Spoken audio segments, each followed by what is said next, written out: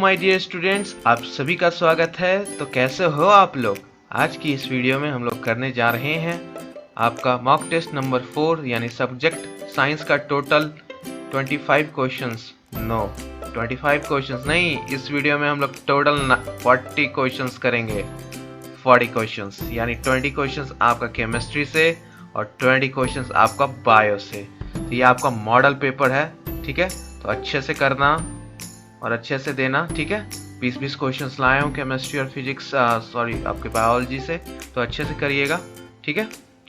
तो समय न गवाते हुए चलिए क्लास को और मॉक टेस्ट को शुरू करते हैं। और साथ ही साथ जो बच्चे अभी तक पीपीआई ट्यूटोरियल के टेलीग्राम चैनल को नहीं ज्वाइन किए हैं, पीपीआई ट्यूटोरियल सर्च करके भी आप ज्वाइन कर सकते हो, नहीं तो डिस्क्रिप्शन बॉक्स में भी लिंक दे रखा है, उससे भी आप लोग सर्च कर सकते हो, ठीक है। सो आइए मॉक टेस्ट स्टार्ट करते हैं। कंप्यूटर स्क्रीन पर आपका प्रश्न ये रहा। पहला प्रश्न आपसे पूछ रहे हैं यहाँ पे, the value of want of factor यानी आई का मैक्सिमम किसके लिए होगा। तो आपको वांट ऑफ फैक्टर निकालना है यहाँ पे। तो बताइए किसके लिए सबसे ज्यादा होगा वांट ऑफ गुणनांक यानी आई किसके लिए होगा, मान निम्नलिखित में से किसके लिए होगा अधिकतम, यानी Al2SO4 3 An3PO4 BaCl2 NH2CO NH2, यानी आपको बताना है इसमें से चारों में से किसके लिए आपका वांट ऑफ फैक्टर सबसे ज्यादा होगा, ठीक है। तो वांट ऑफ फैक्टर आपका सबसे ज्यादा किसके लिए होगा, जिसमें सबसे ज्यादा आपका रहे नंबर ऑफ एटम्स, तो ठीक है। सो आपका यहाँ पर देख सकते हो Al2SO4 थ्राइस है, यानी जो कि टूटेगा आपका 2Al 3 plus plus 3SO4 2 minus. तो यहाँ पे आपको सबसे ज्यादा कितना आयंस मिल रहा है, मतलब वही आइटम जो मिलेगा, सबसे ज्यादा आयंस किस में मिल रहा है, तो इसमें मिल रहा है, ठीक है। तो सबसे ज्यादा आयंस किस में मिल रहा है, 5 आयंस मिल रहा है इसमें, ठीक है। तो I इक्वल टू 5 हो जाएगा। तो सबसे ज्यादा आई जिसके लिए आयंस बनेगा तो इसके लिए 5, ठीक है। तो आपके लिए 5 हो गया, ठीक है। यहाँ आपका कितना बन रहा है 4, यहाँ कितना बन रहा है 3, यहाँ कितना बन रहा है आपका 3, ठीक है। तो 5 इसके लिए हो गया। तो ये था आपका पहला क्वेश्चन। दूसरा क्वेश्चन आपके इस कंप्यूटर स्क्रीन पे ये रहा कि for body centred cube BCC the number of atoms per unit cell is, यानी बीसीसी के लिए सॉलिड स्टेट से आपका चैप्टर नंबर 1 क्लास 12 का सॉलिड स्टेट से है, ठीक है। सो यहाँ से आपसे क्वेश्चन पूछा है बीसीसी के लिए आपका number of atoms per unit cell कितने होते हैं, ठीक है। तो आपका कार्य केंद्रक धन यानी बीसीसी के लिए प्रति इकाई सेल में परमाणुओं की संख्या कितनी होती है। तो ए आपका 1 2 3 4 5 1 2 4 5 आपको बताना है। तो करेक्ट उत्तर होगा 2, ठीक है। सही होगा 2, ठीक है। वेरी गुड सभी को। 23 क्वेश्चंस में आपसे पूछा जा रहा है कि radio active isotope used for the treatment of thyroid gland, यानी थायराइड ग्लैंड के लिए अच्छा क्वेश्चन है। यानी थायराइड ग्रंथि के उपचार के लिए प्रयुक्त होने वाला रेडियो सक्रिय समस्थानिक क्या है। तो आइसोटोप्स बताना आपको। तो फास्फोरस, आयोडीन, क्रोमियम या आपका सोडियम, कौन सा होता है। सो आपका आयोडीन, क्योंकि थायराइड ग्लैंड से रिलेटेड है तो आपका आयोडीन ही होगा, ठीक है। तो बी आपका आयोडीन सही हो गया, ठीक है।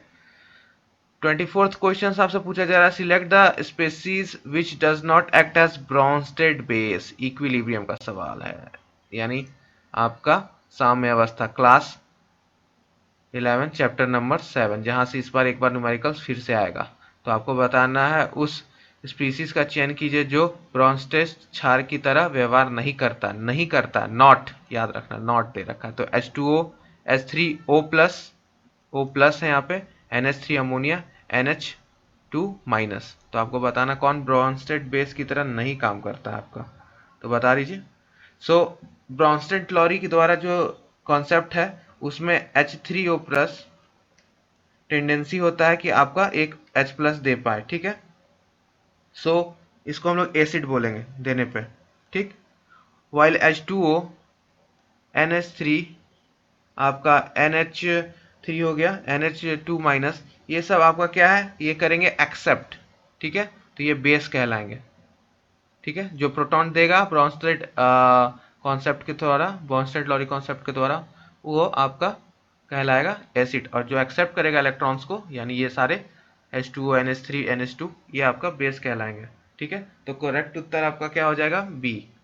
तो आपका यहाँ पे बेस पूछा था, तो ये ए बी सॉरी ए सी और डी आपका बेस है और बी आपका क्या है, एसिड। तो ये था आपका पहला 4 प्रश्न। ठीक है, चलिए आगे बढ़ते हैं। Question number 25। क्वेश्चन नंबर 25 में आपसे क्या पूछ रहा है, a basic buffer is made by mixing the solution. यानी आपको एक बेसिक बफर बनाना है जिससे आपको मिक्सिंग करना है सॉल्यूशन का, यानी एक क्षारीय बफर विलयन निम्नलिखित के विलयनों को मिलाने पर बनता है। तो आपको बेसिक बफर किसके मिक्सिंग से बनेगा, तो NaOH प्लस NH4Cl, बी आपका NH4OH प्लस NaCl, सी आपका NH4OH प्लस NH4Cl और डी आपका NaOH प्लस NaCl। तो आपको बताना किसके मिलने से आपको बनेगा। तो आपका जो एक बेसिक बफर होता है वो आपका किस वजह से बनता है, एक बात याद रख लीजिएगा, ये भी आपका इक्विलिब्रियम का सवाल है, chapter number 7 class 11। Basic buffer किस वजह से बनता है आपका, तो आपका मैंने ये प्रीवियस ईयर्स में करा रखा है कि वीक बेस, ठीक है, वीक बेस, ठीक है, and a salt of weak base with strong acid. ठीक है, सॉल्ट किसका, a salt of weak base with strong acid, ये चीज मिलाने पे बनता है। तो स्ट्रॉन्ग एसिड खोजिए और वीक बेस खोजिए, तब आपका हो जाएगा। तो स्ट्रॉन्ग एसिड और वीक बेस, ठीक है। तो यहां पर आपका कौन सा ऐसा है, तो सी ऑप्शन में आपका ये NH4OH प्लस NH4Cl आपका ये बेसिक बफर का काम करेगा। ठीक है, तो यहाँ पर बेसिक बफर का ये काम करेगा। ठीक, 25 का आपका सी। ठीक, आइए क्वेश्चन नंबर 26 देख लेते हैं। क्वेश्चन नंबर 26 में आपका क्या पूछ रहा है, zinc react with hot and concentrated H2SO4 to give. बहुत अच्छा क्वेश्चन है। ये आपका रिएक्टिविटी सीरीज प्रतिक्रिया श्रृंखला जो मेटल्स का होता है उस पर आधारित है। यानी आपका एक बीकर है, उसमें H2SO4 डाला हुआ है, अब इसमें हम लोग जिंक डाल रहे हैं, तो रिएक्शन क्या होगा, क्या इसको विस्थापित कर पाएगा कि नहीं कर पाएगा। तो करने के बाद क्या फिर आपको देगा, रिएक्शंस पूरा लिखना है। तो Zn प्लस H2SO4 करेगा तो क्या बनेगा आपका, क्योंकि जिंक पावरफुल है तो ZnSO4 प्लस H2।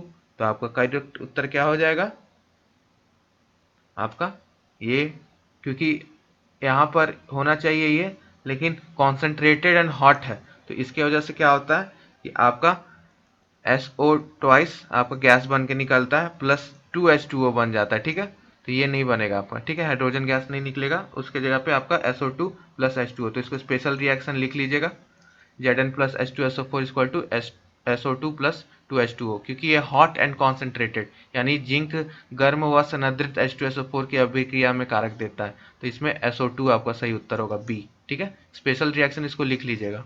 ठीक है, आगे बढ़े, यस टाइप कर दीजिए चैट बॉक्स में, लाइव चैट में। चलिए ठीक है। 27, aerosol is an example of following colloidal system. Aerosol निम्नलिखित में से कोलाइडल प्रणाली का एक उदाहरण है। तो liquid in gas, solid in gas, gas in liquid, gas in solid. तो जल्दी बताइए एरोसोल किस चीज का आपका कोलाइडल सिस्टम का है एग्जाम्पल। तो गैस में द्रव का, गैस में ठोस का, द्रव में गैस का, ठोस में गैस का। हम फास्ट नहीं ना जा रहे हैं मॉक टेस्ट ज्यादा, एक बार मैसेज करके बता दीजिए तो, फास्ट नहीं ना जा रहे हैं, एक बार बता दीजिए, स्लो जाए क्या थोड़ा सा और। चलिए, अच्छा ठीक है, चलिए मीडियम। सो आपको बताना है 27 का एरोसोल्स का क्या रहेगा सही एग्जांपल। सो एरोसोल्स के लिए आपको, एरोसोल्स के लिए आपको डिस्पर्स फेज इन सॉलिड होना चाहिए, डिस्पर्स फेज आपका, डिस्पर्स फेज आपका सॉलिड होना चाहिए। ठीक, और आपका डिस्पर्स मीडियम, जिस मीडियम में रहेगा, जिस माध्यम में रहेगा मीडियम, वो आपका क्या होना चाहिए, गैस में। तो आपका जैसे स्मोक हो गया, डस्ट हो गया, ये सब क्या है आपका एरोसोल है। तो आपका सही उत्तर क्या हो जाएगा, जल्दी बता दीजिए, सही उत्तर क्या हो जाएगा, हिंट भी दे दिए, यस, सॉलिड इन गैस, यानी सॉलिड आपका गैस में रहेगा। यानी डिस्पर्स फेज का मतलब होता है जिस चीज को हम लोग रख रहे हैं मीडियम, जिस माध्यम में, तो सॉलिड को हम लोग गैस में रख रहे हैं। ठीक है, तो इसका बी उत्तर हो जाएगा। वेरी गुड, वेरी गुड सभी को। इसी तरह मन लगा के टेस्ट दीजिए और कॉन्फिडेंस अपने अंदर रखिए, एग्जाम अच्छा जाएगा। एग्जाम्स में पूरा अपना कॉन्फिडेंस लेवल बूस्ट अप करके आपको अंदर जाना है एग्जामिनेशन हॉल में। ठीक है, और इस पर मैं वीडियो जरूर लाऊंगा। 20 तारीख के बाद जैसे मैंने कहा कि वीडियो ज़रूर लाऊंगा कि एग्जामिनेशंस में क्या क्या बातों का ख्याल रखना है और कैसे आपको एग्जामिनेशंस देना है, उस पर भी एक छोटा सा वीडियो मैं ज़रूर लाऊंगा। तो वो वीडियो भी देख लीजिएगा, 20 तारीख के बाद आ जाएगा आपका, ठीक है। उसी टाइम दूंगा, उस टाइम आपका मोटिवेटेड रहने के लिए, ठीक है। और इस चैनल पे बने रहिएगा और इस चैनल से जुड़े रहिएगा। और साइंस जानते हो आप, यहाँ पे अच्छी तैयारी आपको कराई जाएगी। नेक्स्ट ईयर से आपके रिलेटिव्स, आपके छोटे भाई बहन या आपके कोई भी फ्रेंड्स जो भी करना चाहेंगे पैरामेडिकल या पॉलिटेक्निक का तैयारी, तो आप साइंस के लिए और इंग्लिश के लिए यहाँ ज़रूर रेकमेंड कीजिएगा उनको, अगर आपको यहाँ पे लग रहा है कि आपको क्वालिटी एजुकेशन मिल रहा है तो, ठीक है। सो आइए, क्योंकि नेक्स्ट ईयर से आपका मैं पूरा recorded video lectures next session के लिए नवंबर दिसंबर तक प्रिपेयर करके रखूँगा आपका, खासकर फिजिक्स केमिस्ट्री बायोलॉजी के लिए, बोथ जैसे अभी मैं करा रहा हूँ हार्ड वर्क करके इंग्लिश हिंदी दोनों में, वैसे ही कि किसी भी स्टूडेंट को दिक्कत ना हो, ना सीबीएसई का ना बिहार बोर्ड का, ठीक है। तो दोनों के लिए पूरा अच्छा से प्री प्लान सब कुछ रहेगा, कोई भी कठिनाइयाँ नहीं होगी। कोई भी क्लास छूटेगा तो उसके लिए भी प्री रिकॉर्डेड क्लासेस आपको मिल जाएगी। तो इस तरीक़े से आपको नेक्स्ट सेशन के लिए हम रेडी हो रहे हैं फॉर पैरामेडिकल 2022 और पॉलिटेक्निक 2022 के लिए। तो भूलिएगा मत, ज़रूर रेकमेंड कीजिएगा यहाँ से साइंस की, क्योंकि हम हार्ड सब्जेक्ट ही चुन लिए हैं, क्योंकि साइंस में ही दिक्कत होती है अधिकतर बिहार बोर्ड के स्टूडेंट्स को, सीबीएसई वालों को तो कम होती है, लेकिन बिहार बोर्ड वालों को ज़्यादा दिक्कत होती है। तो उनके लिए ही मैं कोशिश करूँगा पूरा हिंदी में रखूँ, वैसे तो मेरा बायलैंग्वेज ही रहता है, सो भूलिएगा मत। आ जाइए, ये तो मन की बात हुआ, काम की बात करते हैं। सो आपका काम का बात हो गया यहाँ पे। क्वेश्चन नंबर 26 तक हो गया था, 27 भी हो गया, 28 देखते हैं।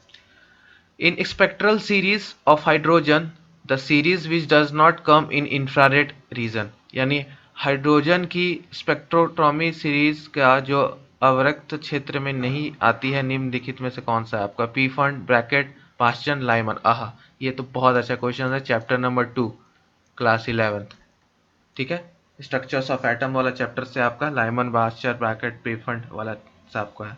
तो आपको यहाँ पे बताना है कि आपका इंफ्रारेड रीजन किस में आता है। तो साफ साफ आपका इंफ्रारेड रीजन किस में आता है? तो आपका लाइमन सीरीज में आता है, ठीक है। लाइमन सीरीज में आता है, लाइमन सीरीज में आपका आता है, ठीक है। यानी N2 3 4 टू N1, यानी इससे आपका इस पे जाएगा इलेक्ट्रॉन्स, तब आपका लाइमन सीरीज यानी इंफ्रारेड सीरीज आपका निकलेगा, ठीक है। तो आपको इन expected series of hydrogen the series which does not come in, ओहो sorry sorry sorry sorry, question इसमें देख लीजिए। जैसे मैं यहाँ पे कंफ्यूज हो गया, नॉट नहीं देखा, आप लोग भी ध्यान रखिएगा, नहीं ज़रूर देखिएगा। यहाँ पे क्या देख रहा है? अ स्पेक्ट्रल सीरीज ऑफ हाइड्रोजन, जिसमें series which does not come in infrared reason, जो इंफ्रारेड रीजन में नहीं आता है, तो आपका लाइमन सीरीज हो गया जो नहीं आता, क्योंकि ये आपका अल्ट्रावायलेट में आता है। सॉरी, मिस्टेक हो गया, ठीक है। इसको अल्ट्रावायलेट कर लीजिएगा, यूवी। कभी कभी हो जाता है, क्योंकि मैं भी तो इंसान हूँ, एरर तो ज़रूर होगा, ह्यूमन एरर है। Nobody is perfect in this world, everyone does some little mistakes, so did I। आइए, सो नेक्स्ट क्वेश्चन पे चलते हैं। इसका लाइमन, लाइमन आपका अल्ट्रावायलेट यूवी रेस वाला में आता है, ठीक है। नेक्स्ट में चलते हैं, क्वेश्चन नंबर 29। क्वेश्चन नंबर 29 आपका number of unpaired electron in chromium atom, chromium परमाणु में आपको नंबर ऑफ अनपेयर्ड इलेक्ट्रॉन्स बताने हैं, ठीक है। अयुग्मित इलेक्ट्रॉन्स की संख्या बतानी है। तो 3 4 5 6 क्या होगा? तो इलेक्ट्रॉनिक विन्यास कीजिए, इलेक्ट्रॉनिक विन्यास करोगे क्रोमियम का 24 क्रोमियम, तो क्या होता है आपका? बताइए क्या होता है क्रोमियम का? ये एक्सेप्शन पे क्वेश्चन आया है आपका, एक्सेप्शन पे है, यानी 4s1 3d5, ठीक है। तो अनपेड इलेक्ट्रॉन्स कितना है आपका? जल्दी बता दीजिए, अनपेड इलेक्ट्रॉन्स कितने हैं? तो आप करोगे, गिनोगे तो टोटल आपका 6 है। कितना है? 6 है। एक और ये 5 6, सब बॉक्स में आपका एक एक एक एक एक, इसमें एक, तो सब तो अलग अलग है, जोड़ा कहाँ बना? तो इसलिए ये आपका इलेक्ट्रॉनिक विन्यास जो कर रखे हैं, जिनको आता है इलेक्ट्रॉनिक विन्यास करने ईसी, वही बच्चे ये कर पाएंगे। ठीक है, ये वाला क्वेश्चन। 30 क्वेश्चन नंबर आपसे पूछ रहा है which of the following paramagnetic molecule. ठीक है, आपको बताना है कि इसमें से पैरामैग्नेटिक मॉलिक्यूल क्या है। और मेरा यहाँ पर सिक्स सेंस कह रहा है कि आपका 20-21 वाले एग्जाम में आपका कोऑर्डिनेशन कंपाउंड यानी कोऑर्डिनेशन कंपाउंड का क्वेश्चंस मैंने पैरामेडिकल प्रीवियस ईयर्स में करा रखा है केमिस्ट्री का। 2012 13 14 में ये क्वेश्चंस बहुत आते थे। तो मेरा दिल कह रहा है कि पैरामैग्नेटिक, डायमैग्नेटिक, ये सब फेरोमैग्नेटिक, फेरीमैग्नेटिक जो मैंने वहाँ करा रखा है प्लेलिस्ट में, एक बार जाके देखिएगा। 2013 14 15, सॉरी 14 में तो क्वेश्चन नहीं था, 12 13 15 इसी में आपका ये सब क्वेश्चंस ज़्यादा है, चुंबकीय वाला।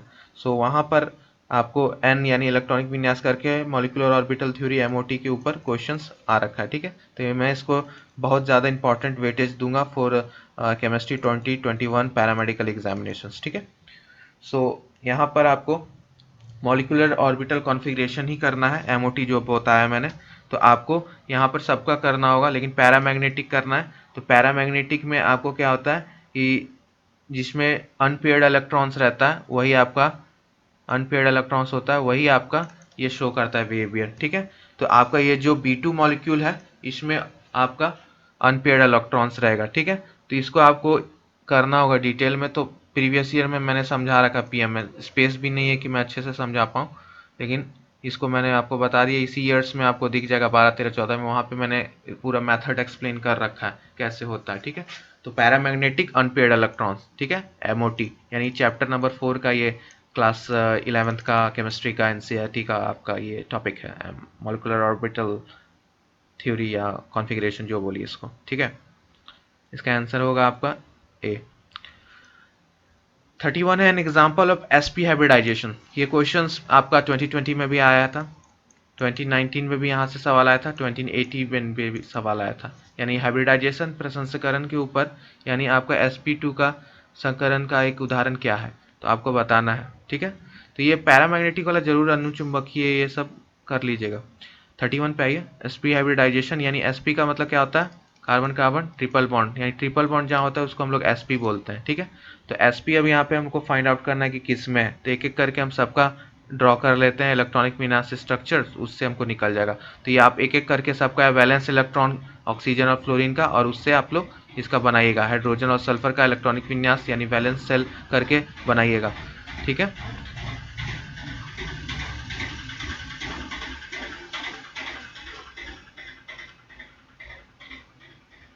सो यहाँ पर बी और Cl2 को भी आपको इसी तरह बनाना है, और Sn और Cl2 को भी इसी तरह बनाना है। ठीक है, तो एक एक करके मैं सबको बता दे रहा हूँ। आपका BCl2 है वो आपका sp शो करेगा। ठीक है, आपका H2S आपका sp3 शो करेगा, SnCl2 आपका sp2 शो करेगा, और OF भी आपका sp3 शो करेगा। ठीक है, तो OF हो गया sp3, H2S sp3, ये आपका sp, और ये आपका sp2।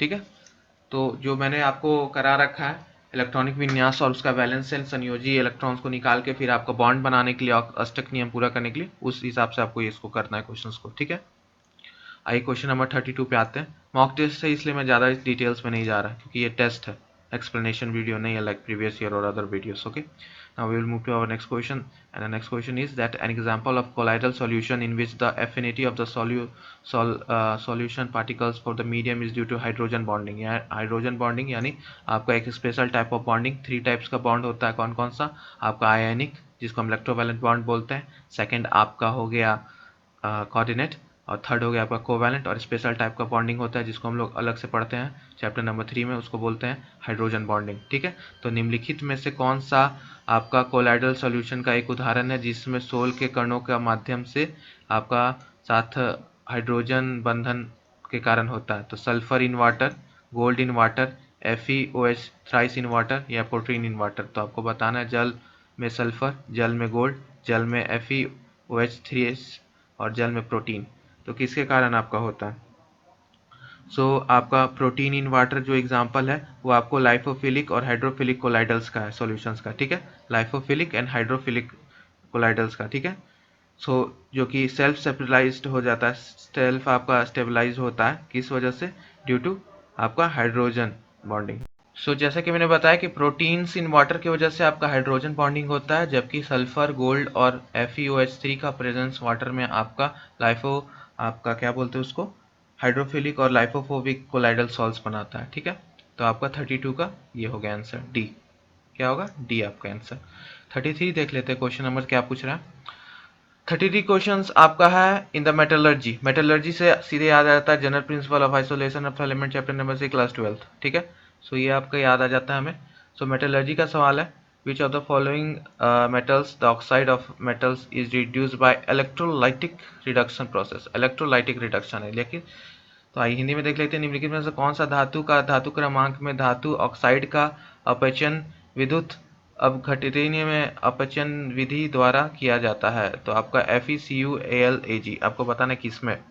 तो आपका जो ओर्स होता है ना इलेक्ट्रो आपका पॉजिटिव मेटल्स का, like Na, Ka, Mg, Al, ये सब का रिड्यूस होता है इलेक्ट्रोलाइटिक रिडक्शन से। ठीक है, रिडक्शन में हम लोग कॉमनली यूज करते हैं जैसे एजेंट आपका H2 और Cl2। ठीक है, इलेक्ट्रोपॉजिटिव एलिमेंट्स, तो जितने भी इलेक्ट्रोपॉजिटिव एलिमेंट यानी विद्युत धनात्मक तत्व होते हैं उसके लिए हम लोग यूज करते हैं। ठीक है, क्योंकि इसमें हम लोगों को वेरी हाई टेम्परेचर पहुंचाना पड़ता है। हाई टेम्परेचर पे होंगे तभी वो कार्बाइड्स बना पाएंगे, तब जाके उनका कार्बाइड बनेगा, तब जाके आपका इलेक्ट्रोलाइटिक रिडक्शन होगा। और इस पे प्रीवियस ईयर पैरामेडिकल्स में क्वेश्चन आ रखा है जो कि आपका एल्यूमिनियम होता है। ठीक है, तो एल्यूमिनियम का प्रीवियस ईयर्स एक बार अच्छे से कर दिया ना, जो उसको ज़्यादा कुछ करने की आवश्यकता नहीं फॉर साइंस। और नेक्स्ट ईयर मैं यही चीज़ करूँगा कि इतना कम मेहनत में साइंस अच्छा हो जाए कि 15 से 20 क्वेश्चन एकदम एकदम हल्का मेहनत पे भी, जिसको भी दिक्कत हो, जो पढ़ा भी नहीं 11th 12th में अच्छा से साइंस, उसको भी हो जाए। फिजिक्स, केमिस्ट्री, बायोलॉजी तीनों के लिए बोल रहा हूँ। ठीक है, केमिस्ट्री का तो आप लोग जानते ही हो, फिजिक्स बायो के लिए भी तैयार रहो और अच्छे से, पूरा हिंदी इंग्लिश दोनों में बाईलैंग्वेज। आ जाइए 34। मैं उनके लिए बोल रहा हूँ जो नेक्स्ट आप लोग के लिए नहीं, मतलब जो आपके बाद जूनियर्स आएगा उनके लिए। ठीक है, आप लोग मत आना, आप लोग अपने अपने कॉलेज में जाना। ठीक है, the ores of aluminium and tin normally occur in the forms, यानी आपको जो ओर्स होता है एल्यूमिनियम का वो किस में होता है? सल्फाइड्स में, ऑक्साइड्स में, कार्बोनेट्स और सल्फेट में। बहुत आसान क्वेश्चन है। अगर आप एल्यूमिनियम का ओर्स देखोगे Al2O3, क्या बोलते हैं इसको? कोरंजम। ठीक है, कोरंजम बोलते हैं। Al2O3 डॉट आपका 2H2O। ठीक है, इसको क्या बोलते हैं हमको? बॉक्साइड्स। ठीक है, आपका फिर डाइस्पोरा, डाइस्पोरा यानी Al2O3 डॉट H2O। ठीक है, तो सब किस चीज़ में फॉर्म हो रहा? ऑक्साइड्स में। तो एल्यूमिनियम का तथा टीन का अयस्क समय था किस में होगा? टीन का एक देख लेते हैं, टीन यानी SnO2, सब किस में पाया जाता है? आपका ऑक्साइड्स में, तो ऑक्साइड्स में चला जाएगा अयस्क। ठीक है, तो ये आपका क्या हो गया इसका सही उत्तर? ऑक्साइड्स। ठीक है, तो ये आपका ऑक्साइड हो गया आंसर। तो आपको एग्जांपल्स भी मैं दे दिए ओर के, और मैंने कह रखा ओर्स, फ्यूल्स ईंधन, आपका एलॉयस, विटामिन्स, ये पूरा करके जाना एग्जाम में एक क्वेश्चन। ठीक है, यहाँ से इतना कर लोगे बस, 4 पेज है, 4 पेज रट लोगे, एक क्वेश्चन हो जाएगा। ओर्स, फ्यूल्स, एलॉयस यानी मिश्र धातु, विटामिन्स, और यानी अयस्क, फ्यूल मतलब ईंधन, जितना भी सीन गैस, प्रोड्यूसर गैस, ये सब। ठीक है, ये सब अच्छे से कर लेना। ठीक है, तो ये था आपका क्वेश्चन नंबर 34। नेक्स्ट चलते हैं 35 नंबर क्वेश्चन।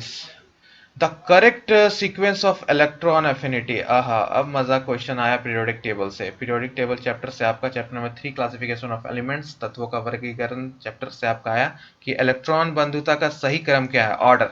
ऑर्डर में आपको आवश्यक आ सकता है इस चैप्टर से।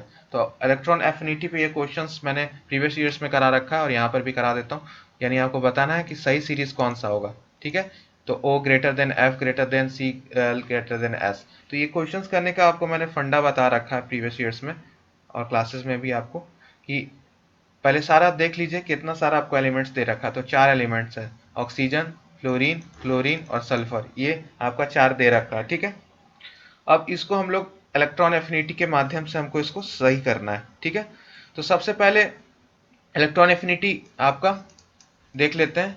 आपका पीरियड में, यानी आपका लेफ्ट टू राइट, बाएं से दाएं, क्या होता है? इंक्रीज होता है। और टॉप टू बॉटम आपका डिक्रीज होता है। करेक्ट, सभी को याद है? हाँ, वेरी गुड। सो आपको फिर इसको सजाना होगा सभी को, ठीक है। तो आपको सजाओगे आप इसको, तो आपका फ्लोरीन यहाँ होगा, क्लोरीन यहाँ होगा, ठीक है, ऑक्सीजन यहाँ होगा, सल्फर यहाँ होगा, ठीक है, ग्रुप और पीरियड के हिसाब से, ठीक है। तो इसी वे में सजाओगे, अपना देख लेना, इसी वे में रहेगा, ठीक है। ये ग्रुप नंबर 17, ये ग्रुप नंबर आपका क्या होगा, 16, यस 16 होगा। सब चीज़ सिखा रखा मैंने, ग्रुप पीरियड ब्लॉक निकालना सब सिखा रखा। सो सबसे आपको यहाँ पे टॉप और राइट में क्या है, फ्लोरीन, लेकिन इलेक्ट्रॉन एफिनिटी का जब बात आता है, इलेक्ट्रॉन बंधुता का, तो आपका क्लोरीन ज़्यादा रहता है, तो chlorine is greater than fluorine. तो इलेक्ट्रॉन एफिनिटी क्या होता है कि 12वीं कक्षा में एक इलेक्ट्रॉन प्रवेश कराने में जितना ऊर्जा मुक्त होती है, जितना एनर्जी रिलीज होता है, उसको हम लोग बोलते हैं, ठीक है। तो इसको इलेक्ट्रोनेगेटिविटी से, विद्युत ऋणात्मकता से इसको मत कंपेयर करना। तो क्लोरीन ग्रेटर हो जाएगा फ्लोरीन से, उसी तरह आपका आपका सल्फर ग्रेटर हो जाएगा आपका ऑक्सीजन से। तो करेक्ट आपका क्या बनेगा यहाँ पे, तो मैच करते हैं, क्या ऐसा आ रहा है जिसमें आपका क्लोरीन आपका ग्रेटर हो फ्लोरीन से, फिर सल्फर ग्रेटर हो ऑक्सीजन से, चेक करो ऐसा कुछ आ रहा है। पहला में नहीं आ रहा है, दूसरा में भी नहीं आ रहा है, तीसरा में भी नहीं आ रहा है, तब ये आपका कैंसिल हो गया। अब यहाँ पे एक तत्व छूट गया हमारा, आयोडीन आयोडीन आयोडीन आयोडीन। तो आयोडीन को यहाँ डालो, अब ब्रोमीन भी छूट गया। तो अब मतलब अब यही, क्योंकि ये तीनों हट गया, तो अब सी के लिए, डी के लिए हमको देखना। तो अब इसके लिए अरेंजमेंट क्या होगा आपका, तो इसके लिए आपका अरेंजमेंट हो जाएगा, क्लोरीन का ज़्यादा होगा, फ्लोरीन का, फिर ब्रोमीन का होगा, फिर सबसे कम आयोडीन का होगा। तो ये एक्सेप्शन है आपका, क्लोरीन ज़्यादा रहता है। एक्सेप्शन क्या बोलो, क्योंकि उसका इलेक्ट्रॉनिक सेल का ऐसा स्ट्रक्चर ये रहता है कि इस वजह से आपका कम ज़्यादा एनर्जी रिलीज करता है फ्लोरीन से। तो ये था आपका 35 का डी। तो ये इंपॉर्टेंट है, इसको लिख लीजिएगा, ग्रुप नंबर 17 का, ठीक है, इस तरह से होगा। ग्रुप नंबर 16 का भी कर लीजिएगा इसी तरह से, 4 एलिमेंट्स का। 36 पे आते हैं, which of the following ion has smallest ionic radius. सबसे आयनिक रेडियस यानी त्रिज्या किसका कम रहेगा, त्रिज्या किसका कम रहेगा, जिसका एटॉमिक साइज, परमाणु आकार आपको हम बता रखे हैं। तो बताइए किसका होगा, तो सबसे कम किसका होगा, सबसे कम आपका मैग्नीशियम 2+ का होगा, ठीक है। क्योंकि आपको हम बता रखे हैं कि किसी भी आपका आइसो इलेक्ट्रॉनिक स्पीसीज के लिए, सब इलेक्ट्रॉनिक स्पीसीज के लिए उसका इन्वर्सली प्रोपोर्शनल होता है, ठीक है। तो यहाँ पर सबसे बड़ा जो जेड रहेगा उसी का छोटा रहेगा साइज।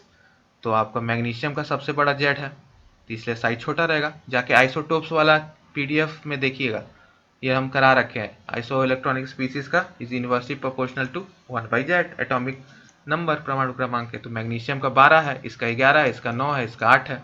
तो जिसका जेड बड़ा उसका साइज छोटा, आइसो इलेक्ट्रॉनिक के लिए, सब इलेक्ट्रॉनिक के लिए, और जिसका जेड बड़ा उसका साइज बड़ा, ठीक है। तो ये हो गया, और सब आइसो इलेक्ट्रॉनिक है, सब में आपका इलेक्ट्रॉन्स कितना है, तो 10 है, तो आइसो इलेक्ट्रॉनिक स्पीसीज हो गया, ठीक है। आइए 37 क्वेश्चन नंबर देखते हैं, which among following transition metals does not show variable oxidation state। यानी निम्नलिखित संक्रमण धातुओं में से कौन सी परिवर्तनशील ऑक्सीकरण अवस्था नहीं दर्शाती है, तो कॉपर, आयरन, निकल और आपका स्कैंडियम। तो आपको बताना इसमें से करेक्ट क्या होगा, ठीक है। तो करेक्ट क्या होगा, which of the following compound has highest oxidation state of carbon, तो CH4, CH3Cl, CH2Cl या CHCl। तो आपको बताना है, अच्छा मैं क्वेश्चन नंबर नेक्स्ट पे आ गया, सॉरी। 37 का आपको बताना है कि which of the following transition metal does not show variable oxidation state. बड़े बड़े शहरों में ऐसी छोटी छोटी बातें होती रहती हैं सेन्योरिटा। सो आपको बताना है 37 का क्या होगा सही उत्तर।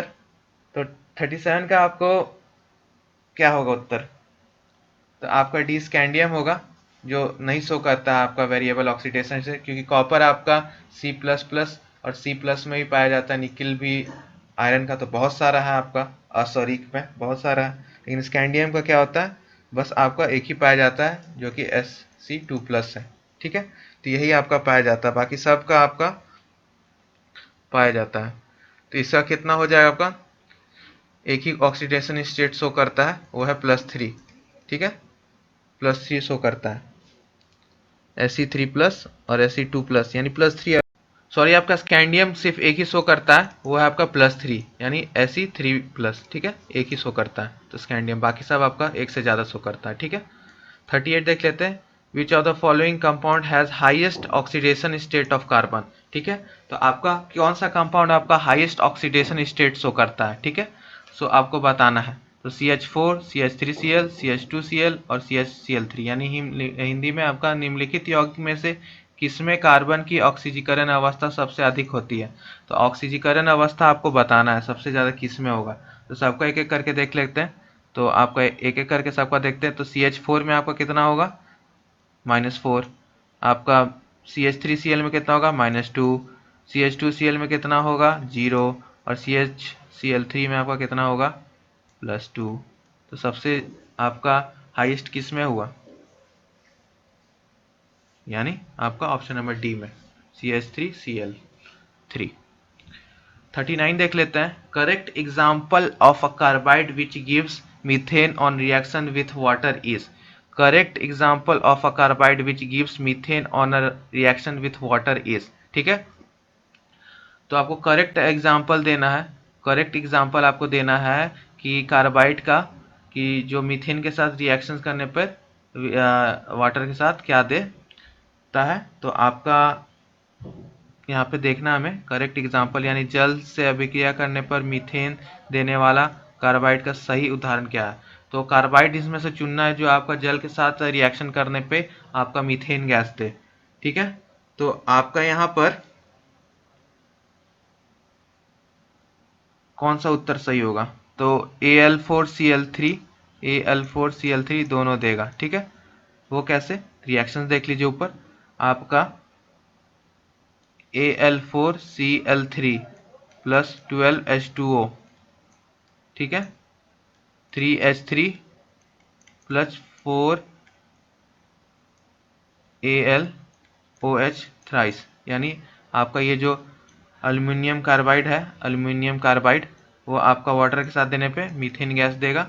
ठीक है, और आपका एक बेरिलियम कार्बाइड भी रहता है, Be2C, जो कि आपका 4H2O आपका देगा, यानी beryllium carbide gives CH4 plus 2BeOH twice. ठीक है, तो ये आपका देता है। तो ये आपका हो गया।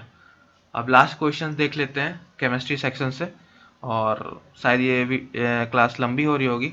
सो which oxide of lead is red in colour. ये आपका प्रीवियस ईयर पैरामेडिकल और पैरामेडिकल डेंटल में बहुत बार रिपीट हुआ है कि किसका ऑक्साइड आपका रेड इन कलर होता है। ठीक है, तो ये बहुत बार रिपीट हुआ है। तो इसको हम लोग किसको बोलते हैं, PB आपका 3O4, यानी ऑप्शन नंबर सी, यानी लेड का कौन सा ऑक्साइड को हम लाल रंग का कहते हैं। इसको VVI कर लीजिए, इसको VVI कर लीजिए, 35 को VVI कर लीजिए, 36 को, 37 आपका, 40 ये आपका VVI है। ठीक है, बैक चलते हैं और देखते हैं आपका VVI में अनपेयर्ड इलेक्ट्रॉन्स और आपका पैरामैग्नेटिक यानी अनुचुंबकीय निकालना, ये आपका VVI है। हाइब्रिडाइजेशन, इसको भी VVI कर लीजिए, ये टॉपिक करके जाइएगा। और मेटलर्जी से एक सवाल रहेगा आपका, क्योंकि इस बार मेटलर्जी से, यानी ओर्स पे मैंने बोला था ना कि किस कच्चे लोहे में कौन सा पाया जाता है शुद्धि के रूप में। तो आपका कार्बन था सबसे अधिकतम मात्रा में कच्चा लोहा में, पिग आयरन में। तो मेटलर्जी से क्वेश्चंस रख सकते हो। ठीक है, 2021 में भी इसको VVI कर लीजिए। और एल्यूमिनियम वाला जो क्वेश्चन था ना, इलेक्ट्रोलिटिक रिडक्शन, वो भी कर लीजिएगा। और ये रिएक्शन इंपॉर्टेंट है 26 का, जो Zn plus H2SO4 SO2 gas plus H2O निकालता है वो। और आपका यहाँ पर तो और क्वेश्चंस देख लिया जाए। वांट ऑफ फैक्टर को तो उतना इंपॉर्टेंस नहीं दूंगा, लेकिन आपका हाँ 24 ब्राउनस्टेड बेस एसिड ये सब आपका निकालने आ सकता है। ठीक है, तो ये भी आप VVI कर लीजिए। तो इतना क्वेश्चंस को VVI कर लीजिएगा। नेक्स्ट वीडियो में, क्योंकि मैंने कहा था कि आपको क्वेश्चंस कराऊंगा 40, लेकिन 20 क्वेश्चंस करा रहा हूँ इस वीडियो में। फिर से एक शाम वाली क्लास में आपको करा दूंगा 20 क्वेश्चंस बायोलॉजी का। ठीक है, तो बायोलॉजी का क्वेश्चंस रह रहा है अभी, उसको मैं करवा दूंगा। तो रेडी रहिए बायोलॉजी का टेस्ट देने के लिए 20 क्वेश्चंस का। इसी तरह से फटाक से उसका भी टेस्ट करवा दूंगा। क्वेश्चन देखिए प्रिपेयर्ड है, दिखाऊंगा नहीं। ठीक है, क्वेश्चन रेडी है लेकिन अभी नहीं करा रहा हूँ, नेक्स्ट कराऊंगा।